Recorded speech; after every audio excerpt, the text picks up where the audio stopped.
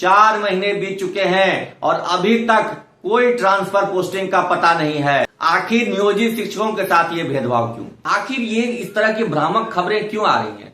क्यों नहीं शिक्षा विभाग अपना एक स्पष्ट मंतव्य, एक वक्तव्य जारी कर रहा है? नियोजित शिक्षकों को राज्यकर्मी बनाने के लिए सरकार ने सक्षमता परीक्षा का आयोजन किया और सक्षमता परीक्षा का आयोजन हुए और रिजल्ट आए।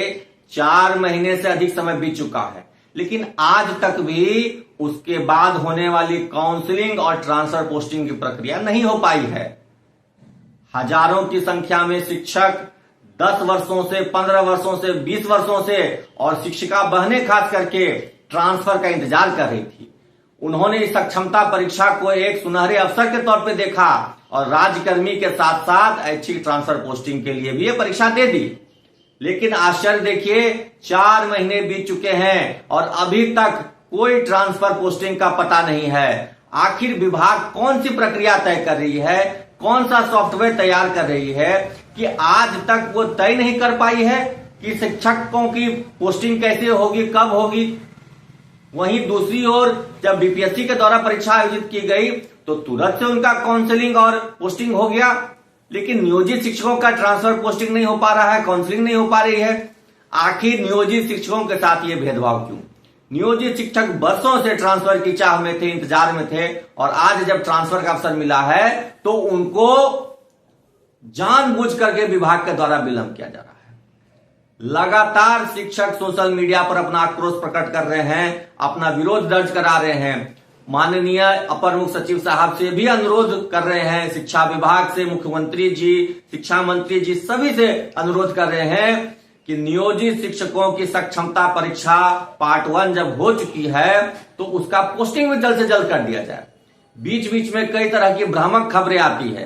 कभी सुनने को मिलता है कि सक्षमता परीक्षा 2 के बाद एक साथ काउंसलिंग होगी, कभी सुनने को मिलता है कि सबकी काउंसलिंग और पोस्टिंग एक साथ होगी, और अब तो सुनने को मिल रहा है कि पहले प्रधान शिक्षक की बहाली होगी, पोस्टिंग होगी, उसके बाद सक्षमता वालों की पोस्टिंग होगी। आखिर ये इस तरह की भ्रामक खबरें क्यों आ रही हैं? क्यों नहीं शिक्षा विभाग अपना एक स्पष्ट मंतव्य, एक वक्तव्य जारी कर रहा है कि वो कब पोस्टिंग होगी, कब काउंसलिंग होगी? शिक्षकों में वहापोह की स्थिति बनी हुई है, शिक्षक परेशान हैं, द्वार द्वार भटक रहे हैं, अपने जिला स्तर से लेकर के सचिवालय तक भटक रहे हैं कि उनकी पोस्टिंग कब होगी। किसी को अपना घर बदलना है, किसी को नई जगह पर डेरा मकान लेना है किराए पर, उसके लिए इंतजार कर रहे हैं। बच्चों का एडमिशन कराना होता है नए स्कूल में, एक जिला से दूसरे जिला जिनका ट्रांसफर हो गया है वो बच्चों का एडमिशन कराएंगे दूसरे जिले में जाकर के, कब होगा उनके बच्चों का एडमिशन? इस तरह की कई सारी व्यवहारिक दिक्कतें शिक्षकों को सामना करना पड़ रहा है, लेकिन विभाग इस पर कोई निर्णय नहीं ले रहा है। विभाग अभी तक मौन साधे हुए है, उनको इस बात की कोई चिंता नहीं है, कोई परवाह नहीं है कि नियोजित शिक्षक राज्यकर्मी बनने के लिए सरकार की सभी शर्तों को मान लिए, परीक्षा, इतनी कठिन परीक्षा का आयोजन हुआ, उसको भी पास कर गए, फिर भी पोस्टिंग नहीं हो रही है, फिर भी राज्यकर्मी का दर्जा नहीं मिल रहा है। और अगर इतना ही विलंब हो चुका है तो सरकार एक बार स्पष्ट निर्णय ले कि नियोजित शिक्षकों को परीक्षा पास करने की तिथि से ही राज्यकर्मी की घोषणा कर दे, राज्यकर्मी का दर्जा उनको दे दे, और ट्रांसफर और पोस्टिंग भी चॉइस, मेरिट कम चॉइस के आधार पे हो। सभी शिक्षकों को ऐच्छिक प्रखंड का कम से कम पोस्टिंग मिलना चाहिए।